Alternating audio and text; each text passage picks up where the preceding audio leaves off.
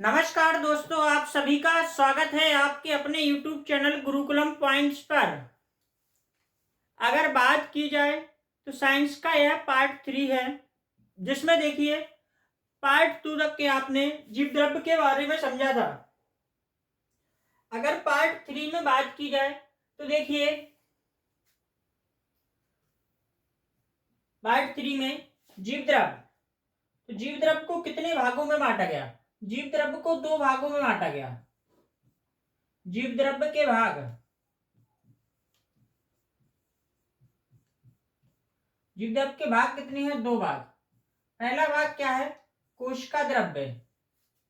क्या है? कोशिका द्रव्य।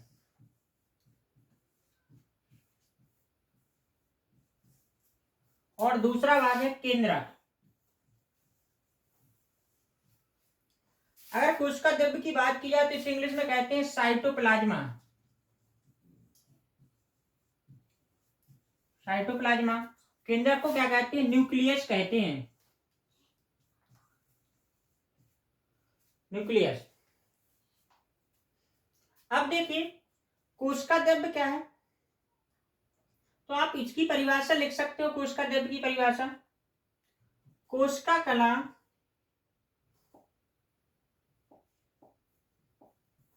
ऐसे लिखिए, कोशिका कला व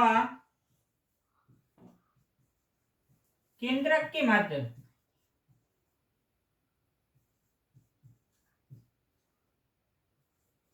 मटमैला सा पदार्थ कोशिका द्रव्य है। कोशिका द्रव्य है। कोशिका द्रव्य है। तथा इसमें सभी जीवित कोशिकांग पाए जाते हैं।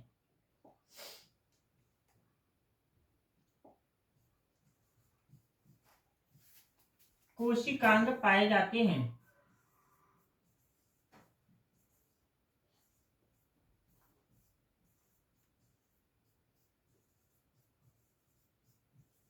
पाए जाते हैं। अब देखिए जीव द्रव्य के 2 भाग हैं, कोशिका द्रव्य, केंद्रक। केंद्रक कला व केंद्रक के मध्य मटमैला सा पदार्थ कोशिका द्रव्य है तथा इसमें सभी जीवित कोशिकांग पाए जाते हैं। आगे देखते हैं दोस्तों।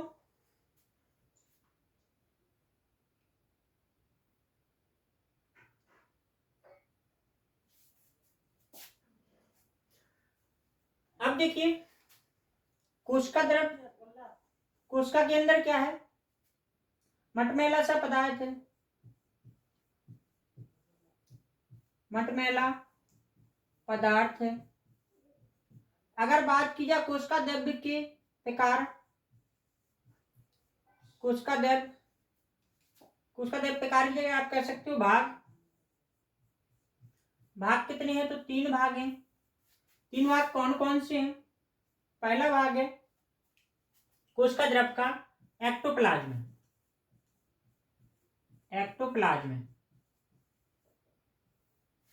दूसरा भाग है एंडोप्लाज्म।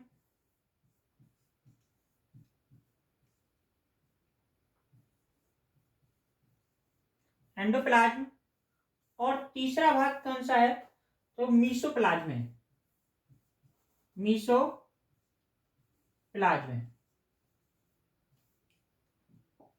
अब देखिए एक्टोप्लाज्म कहाँ पाया जाता है? तो आप कह सकते हो एक्टोप्लाज्म के बारे में, कोशिका कला के निकट का द्रव एक्टोप्लाज्म कहलाता है।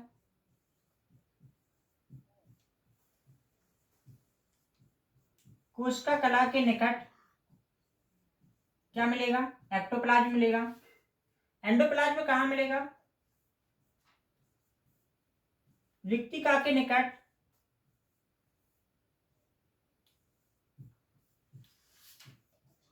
रिक्तिका के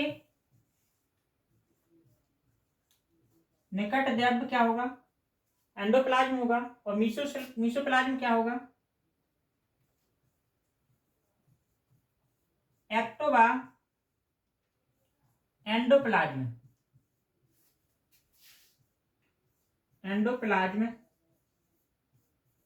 के माध्यम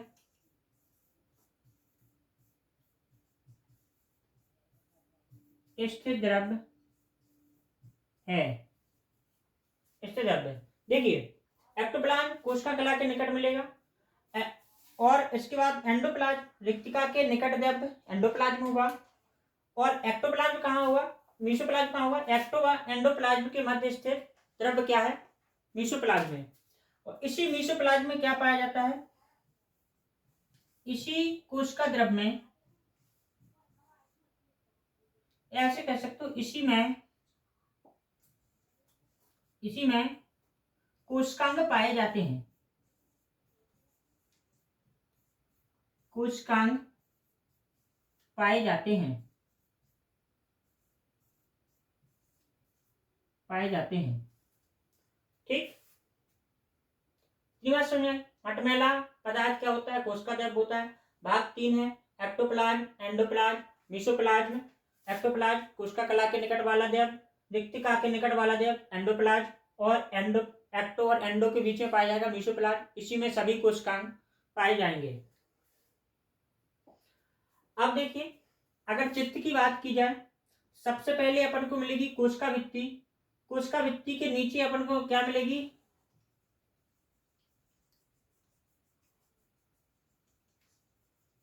कोशिका कला मिलेगी। अब देखिए, कोशिका कला के अंदर क्या होगा? जीव द्रव्य होगा। क्या होगा? जीव द्रव्य। और जीव द्रव्य में 2 भाग होंगे, आपने पढ़ा है, कोशिका द्रव्य और केंद्रक।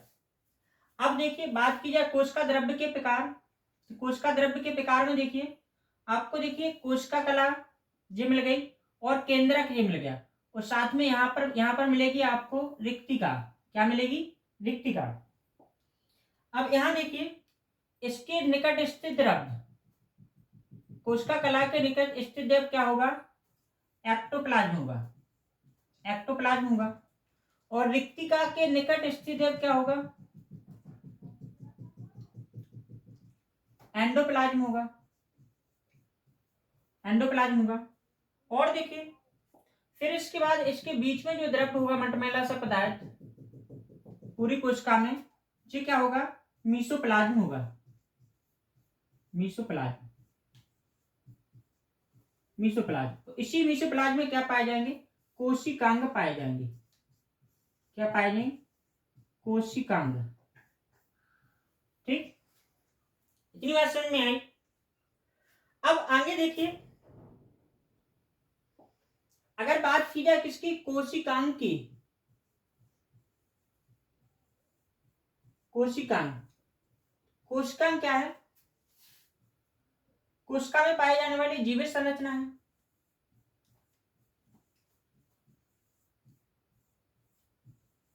कोशिका में पाई जाने वाली जीवित संरचना है।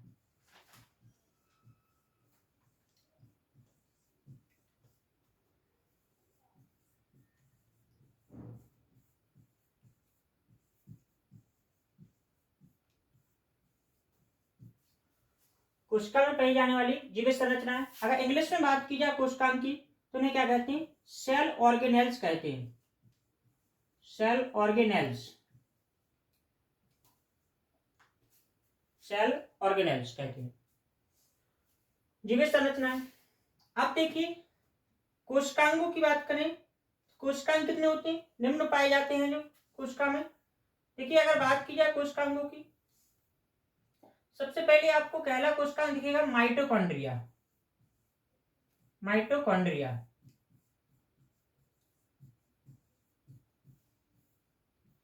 दूसरा कोशिकांग आपको मिलेगा अंतःप्रद्रव्य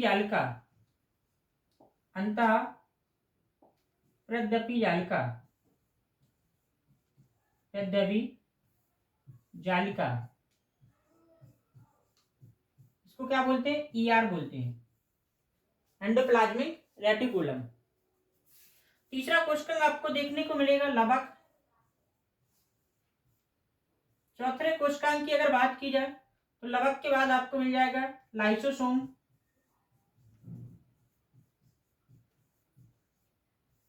पांचवा कोशिकांग क्या होगा? गोल्जी काय।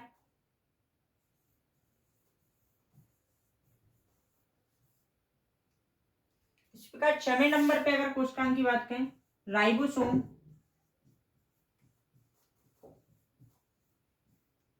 सातवें नंबर पे आपको मिलेगा तारक काय। तारक काय। कितने कोशिकांग मिलेंगे? ये सभी क्या है? जीवित संरचना है। ठीक। अगर अन्य नामों की बात करें कोशिकांगों की तो देखिए माइटोकॉन्ड्रिया को क्या कहा जाता है? माइटोकॉन्ड्रिया कहा जाता है सेल का पावर हाउस, ऊर्जा गृह कहा जाता है। ऊर्जा गृह ऐसे कह सकते हो, कोशिका का ऊर्जा गृह, कोशिका का ऊर्जा गृह।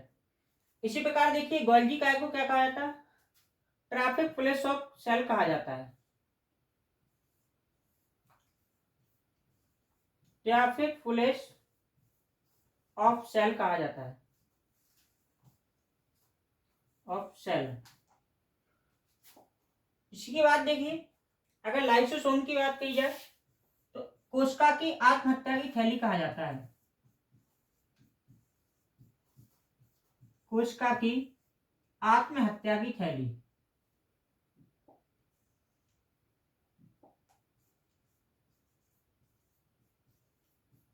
आत्महत्या की थैली।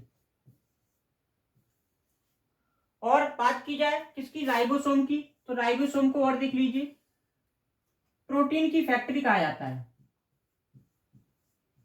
प्रोटीन की फैक्ट्री। ठीक। ये अन्य नाम हो गए कुछ कोशिकांगों के अन्य नाम, जैसे माइटोकॉन्ड्रिया कहा जाता है कोशिका का ऊर्जा गृह। गोल्गी काय को क्या कहा जाता है? ट्रैफिक पुलिस ऑफ सेल कहा जाता है। लाइसोसोम को क्या कहा जाता है? कोशिका की आत्महत्या की थैली कहा जाता है। इसी प्रकार राइबोसोम को क्या कहा जाता है? प्रोटीन की फैक्ट्री कहा जाता है। ठीक। कोशिकांगों के बारे में हो गया। अब देखिए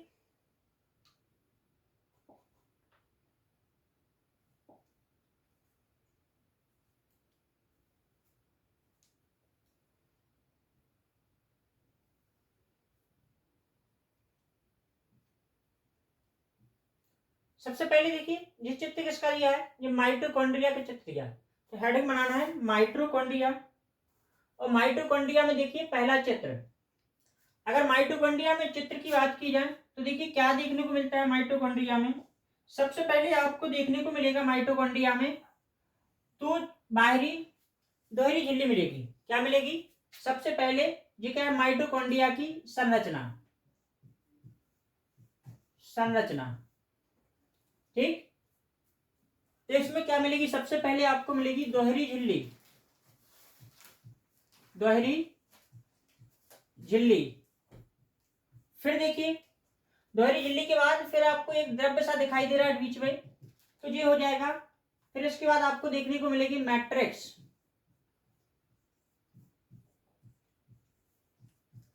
मैट्रिक्स मिलेगा। ठीक। यह क्या होगा? माइटोकॉन्ड्रिया पाए जाने वाला द्रव है, ऐसे नहीं, द्रव। द्रव है। तीसरे नंबर पे आपको देखने को मिलेगी ये उंगली नुमा जो संरचना दिखाई दे रही, इसको बोलेंगे क्या? क्रिस्टी। क्या मिलेगी? क्रिस्टी। और चौथे नंबर पे आपको माइटोकॉन्ड्रिया में क्या देखने को मिलेगा? क्रिस्टी पर छोटे छोटे कण पाए जाएंगे, F1 कण, या इन्हीं को बोलते हैं ऑक्सीसोम। ऑक्सीसोम। तो जी माइटोकॉन्ड्रिया में चार चीज का ध्यान रखना है। सबसे पहले आपको झिल्ली मिलेगी। सबसे पहले झिल्ली मिलेगी, फिर मटमेला सा पदार्थ है जिसे मैट्रिक्स बोलेंगे, फिर आपकी उंगली जैसी संरचना है क्रिस्टी होगी, और क्रिस्टी पर पाए जाएंगे छोटे छोटे कण। तो इसे कहते हैं माइटोकॉन्ड्रिया की संरचना में। देखिए चार चीजों का ध्यान रखना है, दोहरी झिल्ली, मैट्रिक्स, क्रिस्टी, ऑक्सीसोम या F1 कण।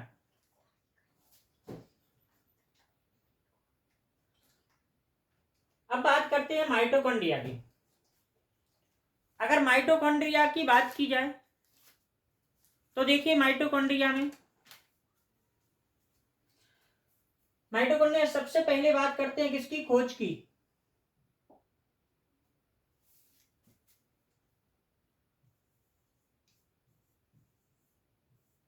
खोज के लिए आपको 3 सन ध्यान रखना है और 3 वैज्ञानिकों के नाम ध्यान रखना है।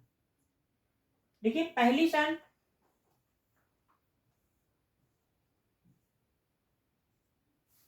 अगर पहली सन की बात करें 1880 और इसके बाद दूसरी 1890 और तीसरी सन आपको ध्यान रखना है 1897। ठीक, 1880 में क्या की थी, खोज। क्या की थी, खोज। किसने की थी, तो बात की जाए कॉलीकर ने। ठीक, कॉलीकर ने खोज की। क्या किया, माइटोकॉन्ड्रिया को ओनली इन्होंने देखा। माइटोकॉन्ड्रिया को किसने देखा, कॉलीकर ने देखा 1880 में। 1890 की बात की जाए तो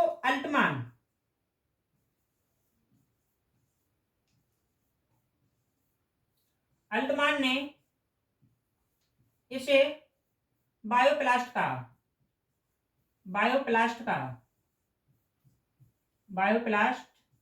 कहा। किसे कहा, माइटोकॉन्ड्रिया को। आगे बात की जाए 1890 तो 1897 की बात की जाए तो बेंडा नामक वैज्ञानिक थे। बेंडा ने इसे माइटोकॉन्ड्रिया कहा।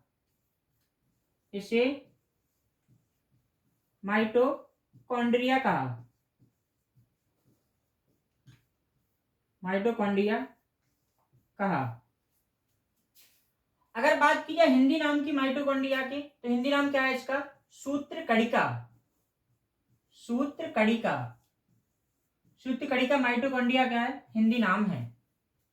ठीक, खोज की देखिए माइटोकॉन्ड्रिया की खोज सबसे पहले देखा 1880 में कॉलीकर ने, इसके 1890 में अल्टमान ने इसे बायोप्लास्ट कहा और 1897 में बेंडा ने इसे माइटोकॉन्ड्रिया कहा।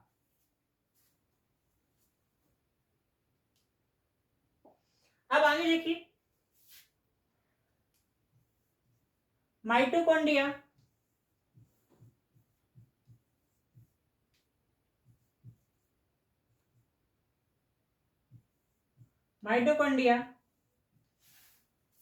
कोशिका द्रव में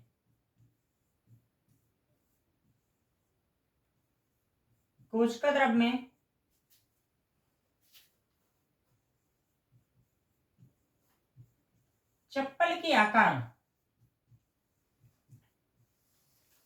की पाई जाने वाली संरचना है।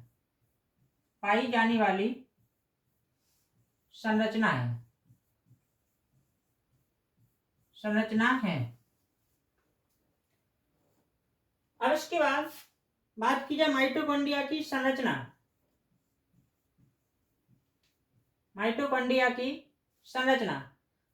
में देखिए सबसे पहले आपको क्या मिलेगी, दोहरी झिल्ली मिलेगी।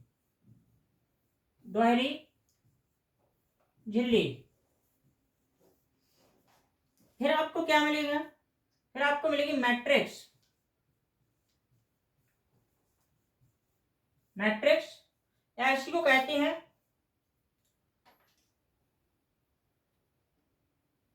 माइटोकॉन्ड्रिया में पाए जाने वाला गाढ़ा सा द्रव क्या होगा, मैट्रिक्स होगा। ठीक, इसके बाद देखो, अच्छा इसी मैट्रिक्स में देखो आपको क्या देखने को मिल जाएगा, डीएनए देखने को मिल जाएगा, आरएनए देखने को मिल जाएगा, और क्या मिल जाएगा, डीएनए, आरएनए, और इसी के साथ अगर बात की जाए तो आपको 70 प्रकार के राइबोसोम भी मिल जाएंगे। राइबोसोम मैट्रिक्स के अंदर पाए जाते हैं। तीसरे नंबर पे आपको देखने को मिल जाएगी क्रिस्टी।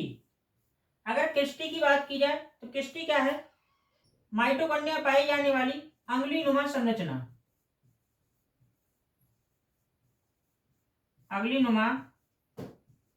संरचना क्या है, क्रिस्टी है।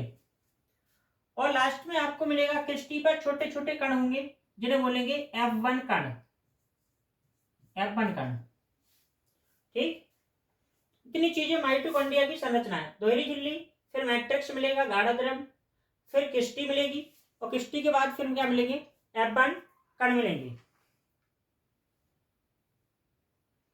अब बात की जाए माइटोकॉन्ड्रिया के कार्य, कार्य की बात की जाए, फंक्शन, फंक्शन की बात की जाए माइटोकॉन्ड्रिया के, तो फंक्शन में देखिए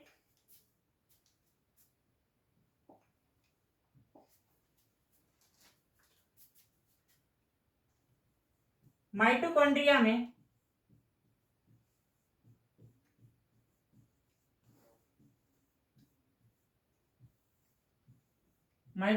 में कार्बोहाइड्रेट,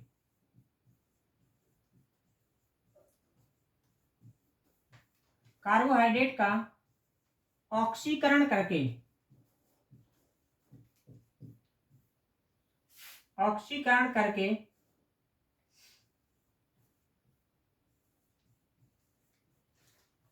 ऊर्जा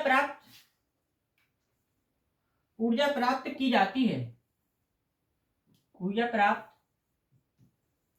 की जाती है, की जाती है।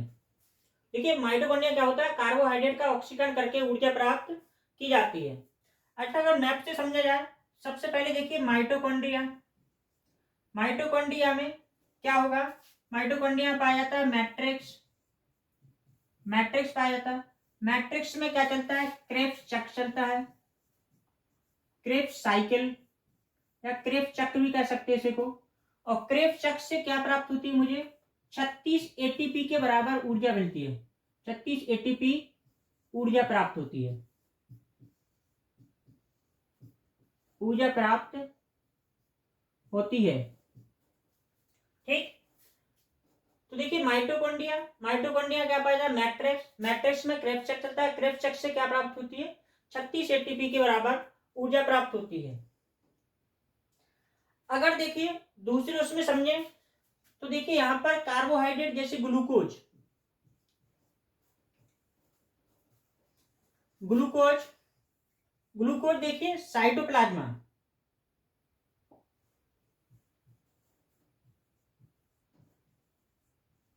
साइटोप्लाज्म, साइटोप्लाज्म में कितना होता है, 2 एटीपी के बराबर ऊर्जा मुक्त होती है ग्लूकोज से। फिर देखिए किसमें चेंज हो जाता है साइटोप्लाज्म में, तो आप कहिए पायरुविक अम्ल में चेंज हो जाता है। किसमें चेंज हो जाता है ग्लूकोज, पायरुविक अम्ल, पायरुविक अम्ल में चेंज हो जाता है। फिर के पायरुविक अम्ल किसमें जाता है, मैट्रिक्स में जाता है, किसमें जाता है, मैट्रिक्स। और मैट्रिक्स में क्या चलता है, क्रेब्स चक्र, क्रेब्स चक्र चलता है। और क्रेब्स चक्र से इस पायरुविक अम्ल से कितनी एटीपी के बराबर ऊर्जा प्राप्त होती है, 36 एटीपी की ऊर्जा प्राप्त होती है।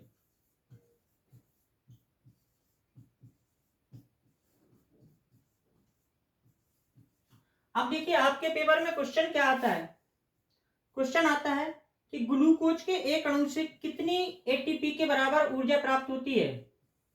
तो ग्लूकोज के एक अणु से कितनी होती है, 36 एटीपी तो कहाँ होती है, माइटोकॉन्ड्रिया में, और प्लस 2 एटीपी आपकी कहाँ होती है, साइटोप्लाज्मा में।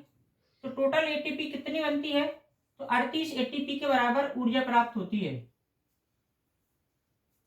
ग्लूकोज के एक अणु से 38 एटीपी के बराबर क्या होती है, ऊर्जा प्राप्त होती है।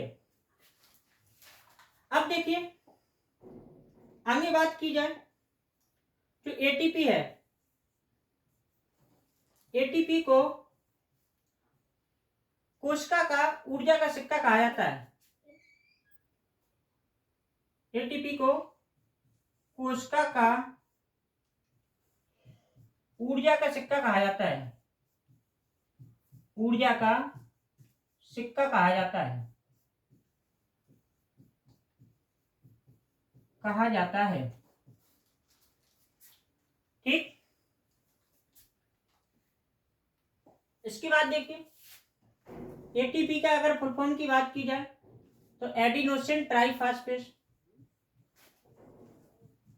Adenosine triphosphate. और अगर एडीपी की फुल फॉर्म की बात की जाए, एडिनोसिन डाइफॉस्फेट।